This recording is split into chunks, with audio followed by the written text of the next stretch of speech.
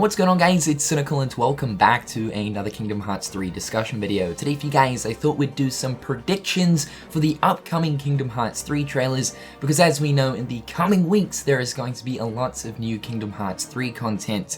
On Monday, Kinda Funny Games will be debuting a brand new Kingdom Hearts 3 trailer, which will be a part of their Cyber Monday stream, which will be over on the Amazon Games Twitch channel. And then throughout the month of December, Nomura has confirmed that we're in for multiple new Kingdom Hearts 3 trailers. So yeah, in the ways of sort of new stuff for Kingdom Hearts 3, expect a lot of it in the coming weeks. Now these predictions aren't specifically for the trailer that we will be receiving on Monday, but pretty much all of the trailers going forward from here on in. So first up, the second playable character. I think it's inevitable that one way or another we will end up seeing the second playable character in one of the Kingdom Hearts 3 trailers before the launch of the game in January.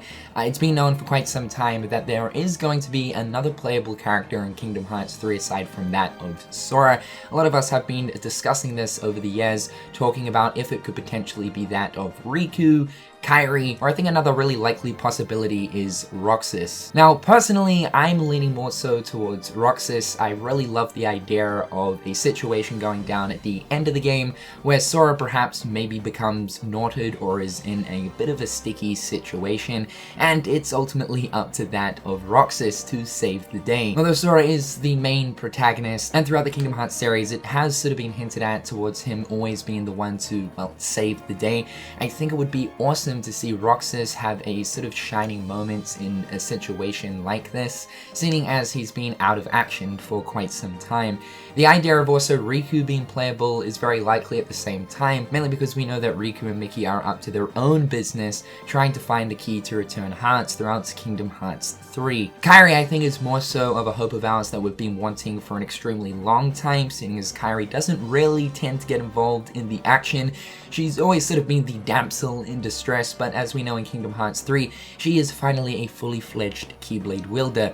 So a scenario of being able to take control of Kairi, I think, would be extremely enjoyable. But yes, I do feel as if Square Enix will display who the second playable character is going to be very briefly within an upcoming trailer, sort of as they did with the Kingdom Hearts 2 trailers, where they actually briefly showed gameplay scenes of Roxas. Next up would be Radiant Garden. I do feel as if Radiant Garden is going to be a playable world in Kingdom Hearts 3, acting as one of the main hub worlds of the game, right next to that of Twilight Town. As we know, Twilight Town is going to be riddled with that of shops, NPCs, and all of the above, anything that really a hub world needs. But I think Radiant Garden will in fact return. We have seen a lot of different cutscenes within this world, and because it seems to be that there is a lot of story substance within Radiant Garden, just judging by the different trailers that we've received over this year, I think it only makes sense that Sora will have to return to this world at some points throughout the game. Also, I think Radiant Garden would be absolutely amazing in Kingdom Hearts 3.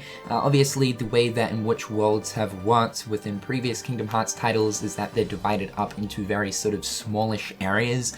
So seeing a Radiant Garden where there isn't these sort of divided areas, although we know that these are going to be in Kingdom Hearts 3, we do know that areas are on a way larger scale. So yeah, seeing a Radiant Garden with a much greater sense of scale, I think would be awesome to see.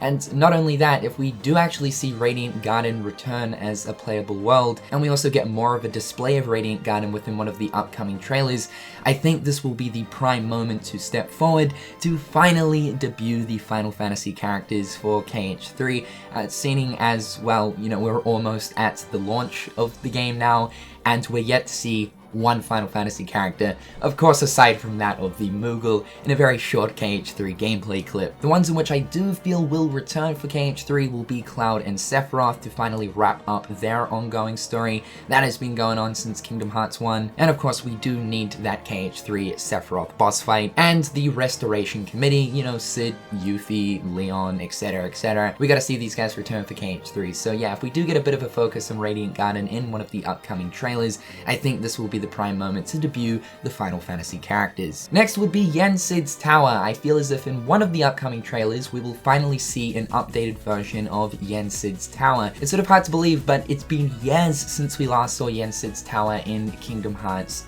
3. We've only seen it once during the Jump Festa trailer, which was released at the end of 2015. This is actually one of the most beautiful locations I think I've seen for KH3 thus far, now that we're at a point where we've seen a lot of the different worlds and world spaces. Just look at that juicy skybox. Oh my god. I do feel as if Square Enix will likely show off an updated look at Yensids Tower. Also a cutscene. I feel as if we might end up seeing a cutscene inside of Yensids Tower, maybe the cutscene where Sora gets his new outfit, because I think at this point the fairies will be the ones who provide him with his new gears, just as they did in Kingdom Hearts 2. They really don't need to show off too much of Yensids Tower because it's really not too much of a big area, but really just in the sense of having an updated look at it, that would be super cool. Next would be more 100 Acre Wood gameplay. I feel like at some stage we will probably see more of this world, seeing as we haven't actually seen any more of the 100 Acre Wood since its initial reveal during the XO18 trailer. So maybe on Monday's trailer we might actually see a little bit more of the 100 Acre Wood. I don't think Square need to show too much more of this world,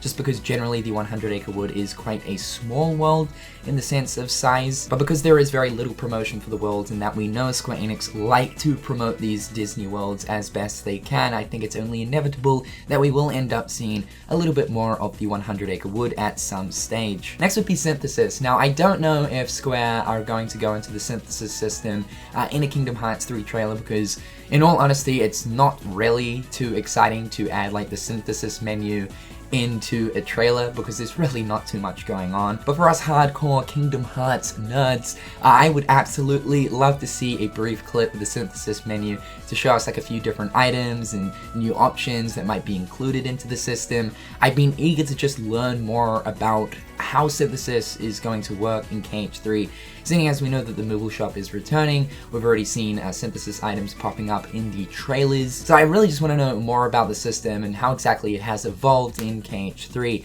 This is more so a hope than a prediction, because again, I don't know if they will end up showing Synthesis off in a trailer. It's not really an exciting thing to show off.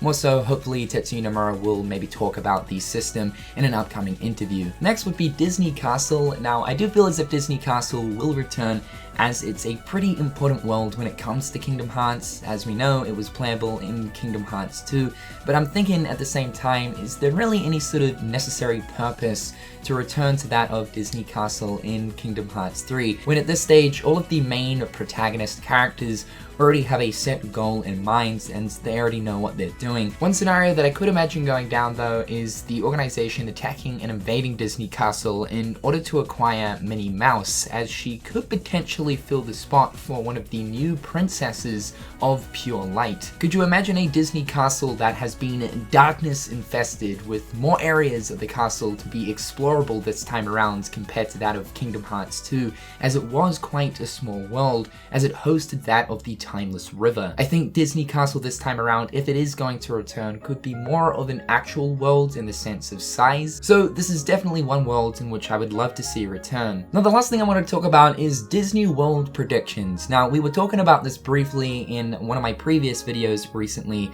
but I do have a slight feeling that there could potentially be one more Disney World left for that of Kingdom Hearts 3. Now, I will not be surprised if what we have as of right now is all of the Disney Worlds that will be in the game, because of course worlds are on a way different scale compared to previous titles, and that Nomura did say that there is not going to be as many Disney Worlds in KH3 as there were in KH2. But I want to list my top 4 predicted Disney-based worlds for if there is going to be one final Disney world for the game. Now these are predictions and not so much worlds that I desperately want in Kingdom Hearts 3, more so worlds that I think ultimately make sense and have the highest chance. The first one would be Princess and the Frog, seeing as Square Enix are wanting to focus on newer based Disney properties for KH3. That, and it also focuses on the princess theme heavily. Now as we know in Kingdom Hearts 3, the Organization 13 are trying to track down the new princesses of Pure Light, meaning that yes, once again they're going going around the different Disney worlds, trying to track down the princesses for one of their grand schemes. I definitely feel as if Tiana would make a lot of sense to be one of these princesses of pure light. That and the Princess and the Frog sort of environment space is extremely unique. Square Enix are also trying to make sure that they don't have Disney worlds that sort of overlap in the ways of the environment type, and New Orleans is certainly extremely unique compared to any of the other different environment types we currently have for other Disney worlds in Kingdom Hearts 3 currently. Atlantis, once again, this would be very unique in the sense of the environment type, seeing as it's sort of a temple city, literally underground, surrounded by water. The only problem that I think Atlantis would face in the sense of being in this game is that its water environments could overlap with the Pirates of the Caribbean water environments, seeing as we know there's a lot of water environments in the Pirates of the Caribbean world. So that could be one of the sort of denominators towards Atlantis not being a world in the game, but also when looking towards Kida, as we know she is a princess in her own right, and again she would fit hand in hand perfectly with the whole new princesses of pure light scenario that is going on in the game. Jungle Book, I've been talking about the Jungle Book for years now, and seeing as it has been attempted to be in both a Kingdom Hearts Birth by Sleep and Dream Drop Distance, it finally needs its shining chance.